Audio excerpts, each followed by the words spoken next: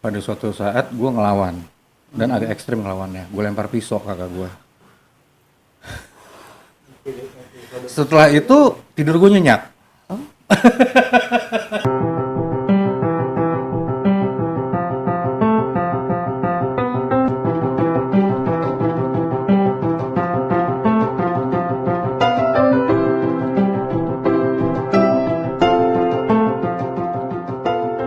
Oke, tadi itu kita ngobrol masalah lingkungan hidup. Sekarang gue balik lagi nih ke masalah hobi lu memakai baju-baju yang buah-buahan. Kenapa buah-buahan? enggak sih, sebenarnya sih gue cuma suka yang anti mainstream aja. Nah ini kebetulan Enggak, tapi lu suka pakaian begini suka? gue suka yang beda. Gue Lu suka suka yang beda? kan ketika Keseharian lu gini enggak? enggak, gue keseharian gue tapi tetap aja penampilan gue pasti beda Ah. dengan yang lain. Kadang-kadang gue pakai rok pendek, terus tapi Eh, gue pakai legging. iya, Gitu. tapi kan kalau misalkan lu ke lapangan, taruhlah ke hutan, lu kan nggak bisa dong dengan full aksesoris. Gue tetap tetap Tetap pakai beda. tindikan. Gue tindikan ini gue yang mata, hidung, bibir ini nih Kalau ini sejak nggak kapan lepas. nih tindikan? Sejak 2010 sejak gue lulus S2. 2010. Sebelumnya enggak? Sebelumnya gue Enggak belum berani belum dapat izin dari suami. suami. Oh, setelah itu S2 baru. Setelah ada lulus S2 gue baru dapat Kalau izin. penampilan dengan baju-baju yang ini, Oh, itu juga gue baru-baru aja sih setelah ini. Gue makin confidence itu semakin rasa percaya diri gue langsung timbul itu ketika gue udah mulai tindik. Jadi waktu itu iya pernah, biasanya ngerembet tuh emang tuh. jadi ke pertama begitu Gilanya makin naik. begitu hilang, begitu gue lupa, bisa tindik gue lupa anting hidung gitu ya, anting hidung gue lupa atau hilang gitu, gue pasti langsung, aduh gue gak percaya diri nih, gue langsung ini, gue Oh pasti gitu. cari-cari, jadi gue selalu pasti di tas itu pasti ada cadangan, jadi yang sini untuk gue pakai. Oh gitu. Jadi bisa meningkatkan percaya diri. Meningkatkan, sebenarnya sih tindikan-tindikan ini kalau mau di ini ada arti-artinya. Oh, boleh Kayak nggak cerita? kayak di hidung ini. Heeh. Ini nih kalau orang India itu kenapa dia suka di piercing ini, dia katanya kalau perempuan itu jadi dia ketika haid, datang bulan, terus ketika dia melahirkan nggak sakit. Oh gitu. Itu Makanya kepercayaan kepercayaan India. orang India. Heeh. Jadi ketika dia anak gadisnya ini remaja gitu ya, udah datang bulan, ditindik hidungnya. Oh gitu. Terus kalau yang di sini ini ngurangin kadar minyak di wajah. Oh Ya, gitu. jadi muka gue kan tadinya berminyak banget ini sini. Tapi emang ngaruh. Nggak tahu sugesti, nggak tahu apa, ke gue bilang ngaruh. Terus kayak di lidah. Heeh. Oh, di lidah ada. Gue baru lihat. Jangan. Kayak kalau di lidah itu. Coba gue yang lihat. Kalau di lidah tuh gue tuh suka banget makan permen. Heeh. Dan terus ternyata gue punya riwayat gula deh keluarga gue. Oh, oke. Jadi gue nggak boleh terlalu banyak manis. Jadi akhirnya gue tindik dan gue kayak ngerasa ada permen terus di lidah. Jadi dan itu mengurangi konsumsi lo Gue terhadap benar-benar nggak gula. makan permen jadinya Oh, gitu. oke, Jadi ya. oke, Terus oke, ada oke. juga di telinga sini ada itu dia kalau kita pegang-pegang gini, kalau misalnya ini dia bisa menghilangkan rasa lapar. Ini kita main-mainin gitu, terus dia bisa jadinya gue lapar gitu ya, gini jadi itu bisa fungsi banget buat diet. Heeh, oke. Terus kalau di ini Kalau di mata nih gue cuma suka aja, kayaknya mata gue jadi nggak ada fungsinya. terus sebenarnya gue banyak tindikan lain di dalam badan gue, nah, itu oke, semua ada oke. fungsi-fungsinya gitu. Jadi gue ngerasa semua tempat-tempat tindikan gue tuh semuanya ada fungsinya loh buat Total badan. berapa total? Banyak. Paling Iya. sakit yang mana? Paling sakit itu di lidah. Saat tindik. Hah? Ya, saat ditindik itu paling sakit. Saat tindik di lidah sama di Oke.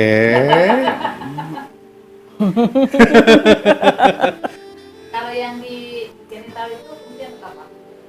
ketika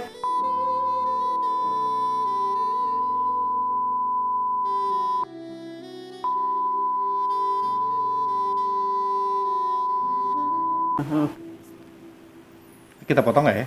Nggak usah ya? Boleh nggak? Nggak masalah. Wis. Iya. Pernah nggak lo infeksi? Pernah di sini. Oh, yang itu yang lo bilang kotor itu karena lo. Jadi ini Tapi kan kalau naik motor kan semua dong harusnya. kan Bedanya apa? kan gue satu-satu. Oh. Jadi ketika ini baru ditindik, terus gue naik ojek dia gue nggak pakai masker, jadi terus dia kenain. Jadi emang baru banget pas ketika habis ditindik seminggu lah setelah itu gue langsung infeksi. Oh, Masih luka. Kan masih lega. mungkin nggak karena yang Nggak. mengerjakan itu kurang higienis Nggak. atau Itu dia benar-benar higienis Bahannya- dan orang-orang yang piercing gue ini semuanya pasti mereka ngasih tahu ini jarumnya baru ya. ya, Ini ya, terus dia Iya. pakai sarung tangan, dia pakai masker, semua itu pokoknya protokol kehigienisannya tuh bagus. Lu di mana ngerjainnya? Gua ada beberapa tempat dan Ken? semuanya gue maunya cewek. Ya. Oh, oke.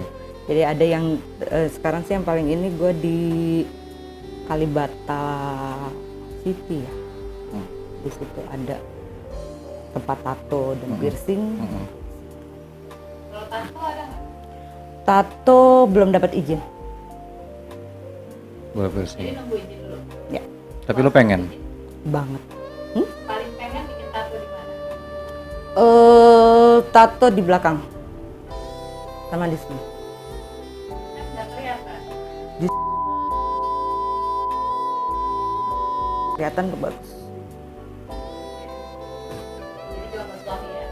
Iya Iyalah. dong. Gimana sih? Loh, enggak, orang kadang-kadang pengen punya tato itu karena pengen ditunjukin gitu loh ke orang lain. Enggak. Ini enggak. Ya kalau misalnya ini agak-agak susah juga dengan ini paling gua nunjukin di sini. Iya, bisa di tangan atau di mata kaki contohnya kan. Enggak. Enggak sih, enggak itu tangan paling mau di sini di nadi. Sakit Terus lu? belum tahu ya, kan belum coba gua. Tipis kulitnya. Kalau di sini di telapak kaki kayaknya gua enggak ini. Belum apa sih ya enggak pengen banget. Tapi paling pengen sih di belakang sama di sini. Oke, lu ingat nggak pertama kali? Ini masalah baju ya. Pertama kali lu berdandan, lu punya ide, oh gue harus beda nih. Dandanan gue kapan? Dan baju apa? Sebenarnya sih kalau mau di ini, gue dulu tuh seneng banget pakai baju India. India, oke. Karena nggak tahu gue ngerasa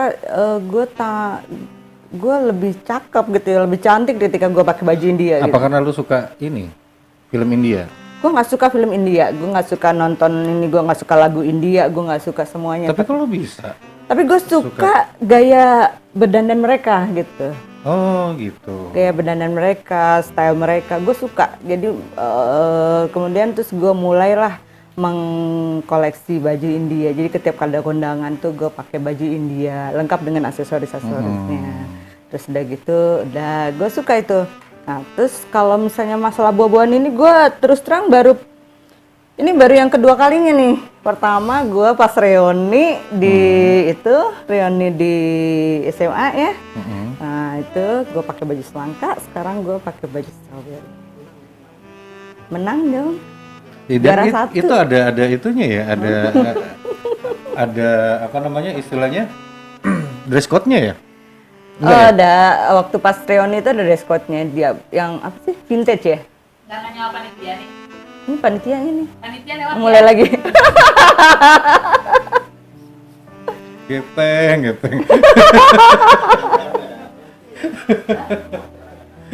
Gue gak datang pas apa namanya Reuni, reuni, nggak datang. ya pop art vintage. pop art vintage. Pop art vintage apa hubungan dengan semangka? Gua gitu waktu itu ngambil warna-warnanya, pertamanya pop art kan, warnanya colok-colok terus udah Iya. gitu vintage-nya gue ambil yang bulu-bulu tuh, lo kalau lihat tuh foto gue tuh ada bulu-bulunya gitu, jambulers. Nanti kita tampilin ya. Oh, iya nanti fotonya kita tampilin ya. Nggak Itu apa-apa. kan kita kan waktu itu ininya ininya Sekolahnya di di Jambul. Terus Ah. ini kita ini di Jambulers gitu kan, ini Jambulers gue mikir gue harus cari apa yang bisa nonjolin juga jambulnya gitu. Nggak mungkin kan gue pakai kerudung terus sasakan tinggi gitu, mikir gue akhirnya gue ada ini terus gue pakai bulu-bulu lah tinggi tuh. Segitu ininya lo ya, segitu detailnya berpikir ya. Iya, ya setiap penampilan gue selalu gue pikirkan gue harus pakai baju apa, terus udah gitu temanya apa, terus sampai detail semua aksesorisnya gue pikirin. Saat bekerja lo gitu juga? Saat kerja, kalau untuk penampilan enggak. Enggak, maksud gue dalam pekerjaan. Dalam pekerjaan ya, gue harus detail. Seperti Gue itu juga. Lo merencanakan iya. sesuatunya secara detail. Iya. Ya, cuman juga di tempat kerjaan gue sering dijadiin ini kan apa suruh jadi MC atau apa. Nah itu saat itulah saat gue untuk unjuk gigi dengan penampilan gue yang agak-agak ajaib ini gitu. Di situ jadi gue bisa tampil beda gitu. Gue nggak harus pakai seragam, gue harus bisa pakai gedung-gedung dianeh-anehin. Dan lo menghibur akhirnya dengan tampilan lo itu ya. Dan ya mereka suka ternyata ya udah. Jadi gue juga suka. Semakin orang suka, semakin lo suka. Ya, kan karena, seperti itu. Karena gue mikir ketika gue berpenampilan begitu, orang tuh suka, seneng ngeliat gue makin seneng. Tapi pernah nggak kepikiran bahwa ada yang, apa sih? Oh pasti, Mhm. pastilah namanya selebritis itu pasti ada haters ya. Gue termasuk haters lo dulu.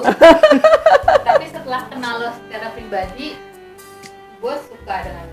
Ya. Nah itulah makanya kadang kita kan hanya melihat orang dari luarnya aja gitu. Jadi kita nggak tahu pribadinya sebenarnya seperti apa, cara kerja orang ini, pola pikir kerja orang ini seperti apa, sifatnya seperti apa, perilakunya seperti apa. Makanya gue tertarik sama Niken karena gue ngelihat memang dari sekian ratus atau ribu temen gue yang aneh kan elu gitu tampilan ya, secara tampilan. Tapi gue berpikir gini, pasti ada sesuatu di balik itu yang dia sebenarnya tidak seperti itu. Makanya tadi awal pembicaraan kita gue mulai dengan hal yang berat. Ya, benar. Dan ternyata bener dugaan gue. Sebenarnya pertama kali gue tindik itu alasan gue adalah gue mau ngasih tahu ke orang bahwa tidak semuanya orang pintar itu harus penampilannya nerd. Terus penampilannya tuh harus kutu buku, harus aneh, harus rapi gitu. Gue mau nunjukin dengan tindik-tindikan atau tato, kita bisa juga gitu bahwa dia pinter, dia berpendidikan, nah, seperti itu. Iya. Gue pinter banget. S2, dosen, gila lo, masih meragukan. Kan mempertegas. Gue gini, oke lah. Kalau bagi gue pintar itu relatif, karena lu akan dibandingkan dengan siapa pintar itu. Tapi gue akui pengalaman dia itu jauh lebih besar dari siapapun, karena dia dari 54 taman nasional di Indonesia 80% udah dia garap semua gitu loh. Artinya itu tuh nggak sembarang orang yang bisa melakukan itu gitu loh. Dan dia di sana bukan untuk senang-senang, ya kan? Lu di sana bekerja, lu merawat tempat itu, itu loh maksud gua. Tapi ya kalau untuk Facebook tuh kadang-kadang gue selalu menampilkan sisi seneng-senengnya. Jadi gue pengen ini apa ya, ngerangkul orang untuk bisa ini tapi dengan cara gue. Kalau gue ngelihatnya lu tampilkan di Facebook itu senang-senangnya supaya orang mungkin gini kan, Taman Nasional itu kan berfungsi juga sebagai tempat pariwisata, ya kan, supaya orang tertarik untuk datang ke sana, ya kan. Lu tampilin bagus-bagusnya, lu ketemu gajah, lu foto sama gajah, ketemu ini orang kan pengen kan, foto sama badak gitu, walaupun gue kayak badak gitu, lu pengen gitu ngeliat yang lebih gede dari gua gitu. Gajah? Iya makanya. Ya itulah maksud gue, kadang orang nggak bisa lah dinilai dari tampilan luar aja. Ya, don't judge the book from its cover. Yes, gue setuju banget itu. Dan menyambung hal ini, gue dengar juga lo sedikit banyak membantu teman-teman kita. Bener nggak? Ya sebenarnya sih Secara langsung atau tidak langsung, tapi lu mempunyai apa ya, kegiatan-kegiatan yang lu nolong teman-teman kita secara ekonomi. ya, karena yang seperti tadi gue bilang, ketika orang tersenyum, gue bahagia gitu. Lo bahagia, Ketika ya? gue bisa membuat orang bisa tersenyum, gue bahagia. Dan itu nggak ternilai. Dan ketika orang teman-teman kita punya masalah gitu, dan gue bisa menjadi salah satu solusi buat dia, terus dia jadi tersenyum, gue bahagia. Itu aja sih, gue seneng ngelihat orang bahagia. Walaupun kadang-kadang yang kita bantu juga tidak terlalu ini ya. Ya itu Urusan dia. Urusan dia. Yang Jadi penting lu yang penting gue udah berusaha untuk buat dia tersenyum. Ketika dia ternyata nggak bisa gue pegang, ya nggak apa-apa. Gue cuman pengen itu aja, cuman pengen bantu orang, buat orang jadi tersenyum, jadi senang. Gue senang. yang gue tahu lu bantu teman-teman untuk ini ya, sempat buka toko buah ya. Itu bener nggak sih? Gimana sih ceritanya? Gue sih simpang siur, bukan simpang siur sebenernya, karena gue tidak terlalu kepo. Oke. Di belakang gue bukan orang yang ngorek-ngorek orang di belakang, tapi gue akan tanya langsung ke orangnya, bahkan gue rekam. Jadi sebenarnya tuh toko buah itu awalnya sih gue pengen nolong tetangga gue. Tetangga gue dia janda, dia punya anak, terus udah gitu dia nggak punya kerjaan, akhirnya gue modalin usaha. Dia kebetulan ngontraknya depan rumah gue modalin lah dia usaha, waktu itu usaha rumah makan. Oke. Jadi dia bisa masak cepat ya, gue kasih, gue modalin usaha rumah makan. Terus kemudian berkembang lah, kayaknya bagus juga ya, ditambah ini, terus tambah ini. Lama-lama kayaknya kalau ditaruh buah nih lucu juga. Gue taruh lah, masukin buah dulu di situ, sebuah dikit gitu. Terus dia itu kok laku di situ, kok banyak peminatnya. Terus gue mulai berpikir, oh kalau begitu gue cobalah untuk dagang online. Terus kemudian sempat kepikir ketika pandemi ini kan banyak yang kena dampaknya nih. Tuh. Dan teman-teman kita juga banyak yang kena. Yes.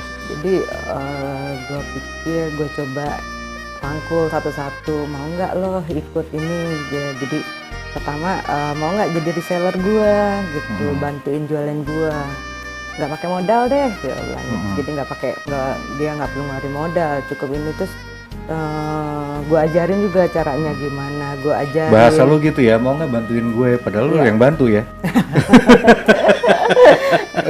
ya begitu gitu lah. lah. Terus, Oke, terus? gue juga nggak cuman ngasih dia kesempatan buat kerja lah ya, tapi gue juga ngasih pasar, karena hal yang paling susah berdagang itu adalah mencari pasar. Jadi gue kasih pasar, dah lo jualin di sini, ini pasar lo gitu. Jadi di situ gue nggak muncul, kayak misalnya di SMP, teman-teman SMP gitu ya. Di situ gue nggak muncul, karena kalau gue muncul orang-orang pasti belinya langsung ke gue, nggak lewat dia. Jadi gue kasih pasar, terus nanti teman SMA, teman kuliah, jadi semua tuh udah gue kasih pasar lo gitu. Jadi paling nggak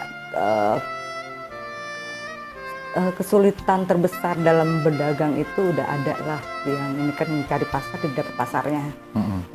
Gue mikirnya seperti itu. Ada berapa orang yang lo libatkan dari teman-teman kita? Kalau teman-teman kita sih, teman apa nih? Teman SMP, SMA. Kita kan teman SMP SMA ya. Iya, SMP SMA. SMP SMA tuh Ada 10 orang? nggak nyampe sih. Di atas 5? Di atas 5. Di atas 5 ya. Jadi ya kayak gue sih cuman pengen gitu. Walaupun sebenarnya sih jujur aja modal yang gue punya juga nggak banyak. Jadi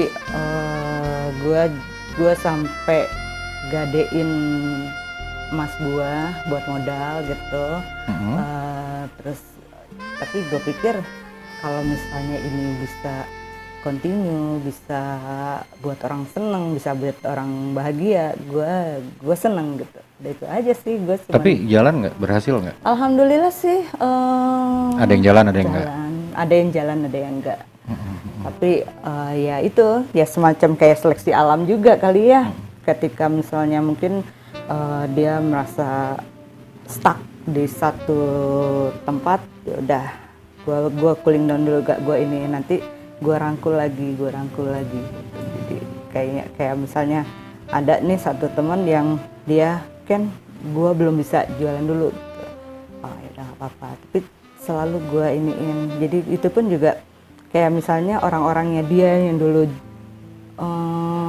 customernya dia yang dulu beli sama dia itu kalau beli langsung ke gua itu pasti ada fee buat dia gitu. Gua tetap sisain fee buat dia, gua kasih ke dia biar dia nanti kalau seandainya nanti dia udah siap untuk jualan lagi, udah lanjut aja lagi. Jadi pasarnya nggak berhenti. Nggak mati. Segitunya ya lo, segitu lo menjaga supaya usaha teman-teman lo ini tidak mati, tidak lo biarkan gitu loh. Gue sih pernah diskusi sama teman gue bahwa kita memang kalau mau bantu temen nggak cukup hanya untuk sekedar kasih bantuan uang. Iya. Gitu. Kadang-kadang uang itu kita ngasih bantu uang seolah-olah kita udah bantu dia, tapi akhir-akhirnya malah justru nama dia jadi jelek kalau usahanya tidak jalan. Ya kan seperti itu. Jadi kita memang harus mendampingi sampai usaha itu jalan gitu loh. Jadi harus komprehensif sih menurut gua bener. gitu loh. Jangan sekedar dilihat dari modal dan market. Ya seperti lo tadi. Oke, market lo kasih. Tapi market ini pada saat dia tidak bisa, market ini tetap lo jaga kan. Supaya dia nanti ini mungkin itu khusus untuk buah yang gampang. Karena buah kan hanya jual beli ya. Tapi mungkin kalau udah dalam tahap produksi kue, produksi makanan apa segala macam itu kan perlu pendampingan. Iya, karena juga sebelum gua menawarkan itu ya gua ngajarin dulu. Ini gimana sih aturan mainnya gitu, cara mainnya gimana sih? Gitu. Kayak pasti gua ajarin dulu gimana ininya dia ngapain aja, apa yang dia lakuin gitu. Jadi ya emang selalu gue dampingin. Jadi kalau kadang-kadang juga banyak kan ada yang suka komplain gitu ya, kan buah juga kadang-kadang ketika kita kirim tuh kadang-kadang kitanya udah bagus, packingnya udah bagus, tapi pas giliran di pengiriman itu mungkin jatuh atau apa gitu ya, atau kepanasan di jalan kan jadi rusak. Nah itu kadang-kadang suka ini komplain gimana. Terus gue suka kasih tahu aja, ngomong aja begini. Jadi nanti kita ganti gitu barangnya, fotoin aja yang buahnya yang busuk kayak gimana atau yang rusak kayak gimana. Nanti kita ganti.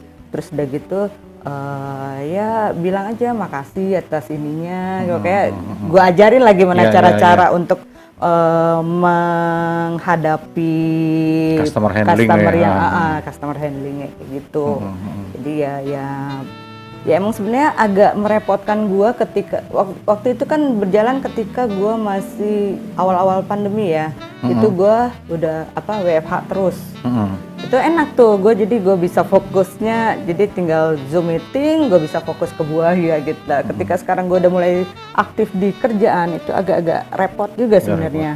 Tapi ya itu, jadi akhirnya gue butuh ada teman kita juga yang bisa menggantikan lo. Gantiin gue. Jadi gue udah kasih tahu ini gini nanti dia yang handling. Jadi lebih enak. Iya, maksud gue jarang loh orang yang kayak lu gitu loh, bantuin itu secara komprehensif gitu loh. Tidak hanya ngasih modal, tidak hanya ngasih market, tapi emang bimbingan dan ini pembelajaran di tengah-tengah menjalankan bisnis, dan itu penting menurut gue.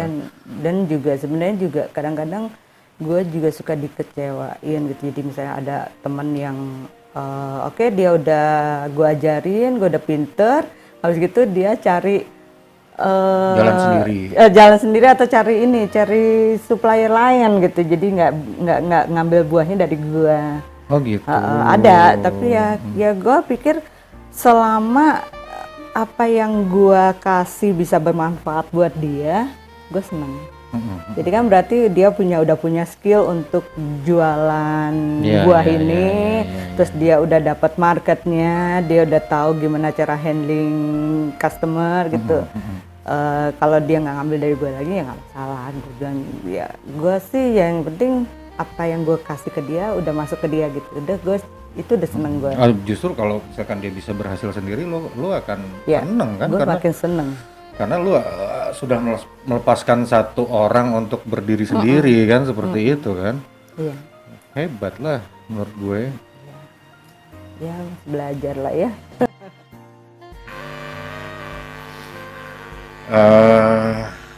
Tadi lu sempat bilang lu gadein emas untuk usaha buah ini. Iya.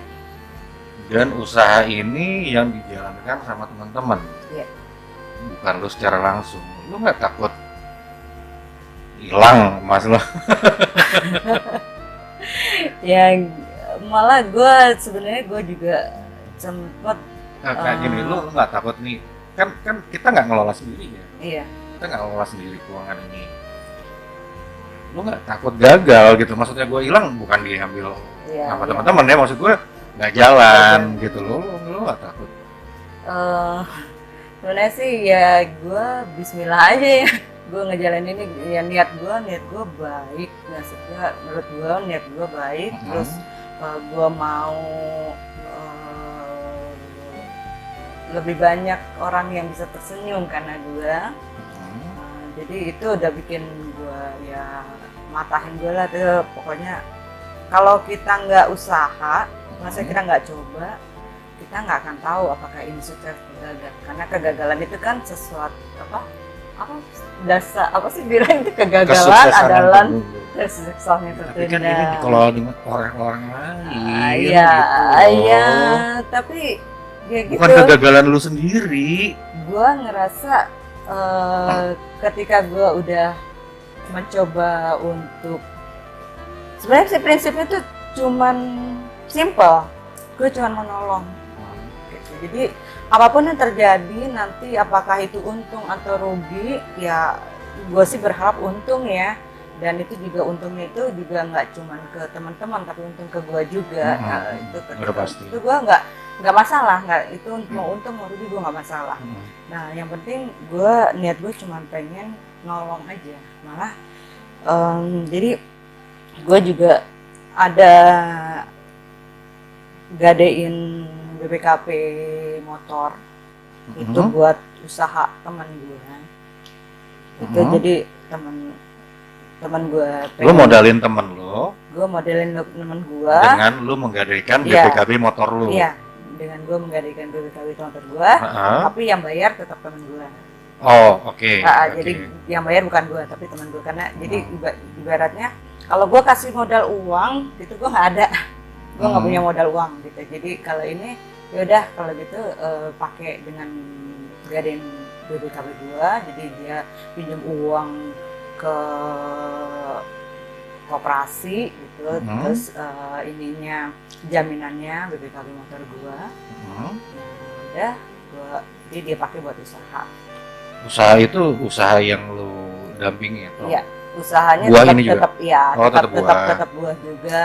Jadi gua tetap bisa kerjasama juga. Jadi kadang-kadang gua butuh suplai buah, gua ngambil dari dia butuh suplai buah. Ada yang buah yang kurang gitu dia ngambil dari gua. Jadi tetap kita kerjasama. Jadi komunikasi jalan dan yang alhamdulillah gue lihat progresnya cukup baik ya. Jadi gue lihat usahanya mulai berkembang, terus udah gitu perekonomiannya juga mulai jalan mulai meningkat pelan-pelan gitu. Jadi ya cicilan BPKB lancar. Hebat dong. Ya. Udah berapa lama tuh? belum lama sih, sebulan atau 2 bulan gitu. Oh, Belum lama. Tapi dia lancar ya? ininya karena ngambilnya itu per hari itu lancar. oh per hari. Per hari tapi diambilnya mingguan. Jadi, Oh, gitu. Karena koperasi karena ya. koperasi. Koperasi ya. Dan gue lihat sih lancar gitu, baik, bagus. Jadi ya gue seneng. Jadi itu kebahagiaan yang tak bisa dilukiskan lah dengan kata-kata. Kebahagiaan melihat orang bisa bahagia gara-gara gue. Gitu ya. Dan lu hebat gitu, lu hebat bisa berani lu segitunya gitu. Harus berani. Untuk kebahagiaan orang lain. Ya kadang-kadang sempat ada omongan kan, ngapain sih lo gitu ya? Iya. Ngapain sih pakai mikirin ini? Nggak tahu, gue tuh apa ya? Seneng aja. Gue seneng ketika orang bisa seneng karena gue.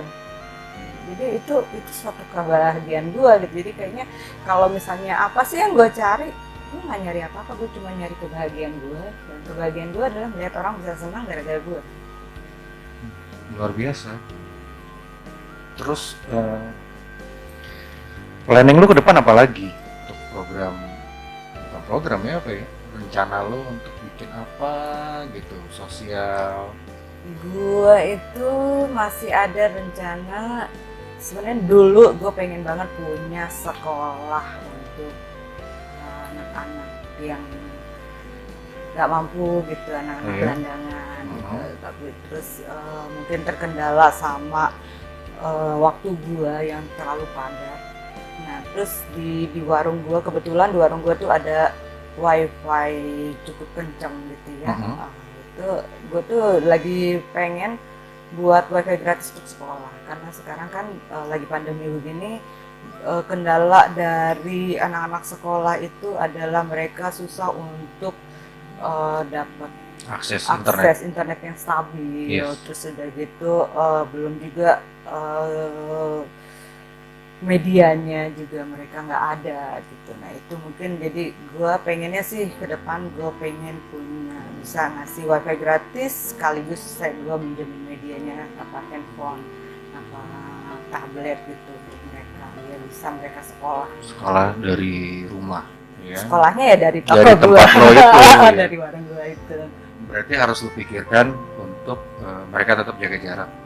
Oh pasti, protokol COVID itu tetap gue jalanin. Terus pasti gue juga nyuruh mereka wajib pakai masker. Terus udah gitu cuci tangan sebelumnya. Terus udah gitu ada hand sanitizer di sini, itu pasti ada gitu. Pokoknya protokol COVID tetap gue jalanin. Cuman nanti yang jadi ini gue mungkin ada batas kuota ya. Jadi karena juga nggak bisa banyak-banyak, mungkin sehari 5 orang atau ini. Jadi itu sudah gitu nggak bisa juga dipakai buat main game. Jadi gue harus bisa ngubah-ngubah passwordnya tiap hari. Jadi ketika ada ini, jadi tiap hari bisa ganti password yang nggak buat main game tapi benar-benar buat sekolah. Belajar, buat sekolah ya. Kapan lo mau mulai itu? Tadinya tuh rencananya bulan ini, tapi terkendala karena kemarin ada bencana ada musibah di kantor gua yang menyebabkan teman gua ada satu meninggal, satu lagi luka parah, dan gua harus menggantikan pekerjaan mereka. Jadi cukup banyak lah kegiatan kantor gua dalam bulan ini, jadi mungkin agak tertunda. Gue siap bantu kalau emang lu butuh bantuan tenaga atau pikiran atau apapun, karena gue juga pada dasarnya senang, dan mungkin publikasi atau apa nanti kita buat di tempat lain dengan hal yang sama seperti itu. Lo keren banget, apalagi yang mau lo sampaikan buat teman-teman lo? Gue sebenarnya pengen ada satu ini, kalau misalnya masalah bisnis, jadi berbisnislah ketika lo dalam zona nyaman. Jadi ketika ketika kita masih bergaji, ketika kita masih punya kerjaan, itu kita berbisnis lah, jangan nunggu nanti udah tua atau pensiun atau apa. Karena ternyata bisnis itu nggak mudah ya, itu butuh proses yang cukup panjang. Jadi ya gue berharap ketika gue sudah pensiun itu gue bisa menikmatin hasilnya. Ya lo mulai dari sekarang. Terus ya satu lagi paling yang mau pesan gue,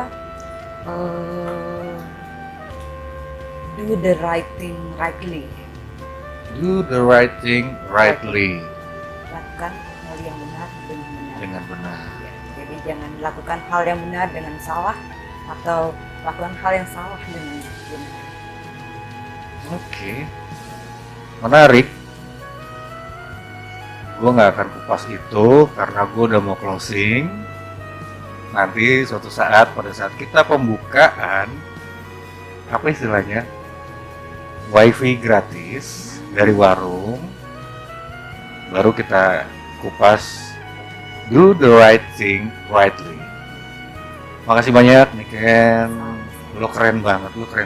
Lu orang yang paling keren yang pernah gue temuin. Dari tampilan lo keren, isi lo keren, wawasan lo keren, pengetahuan lo keren, dan niat lo untuk bantu teman-teman itu keren banget. Makasih banyak waktu lo untuk datang di tempat gue, ngobrol sama gue.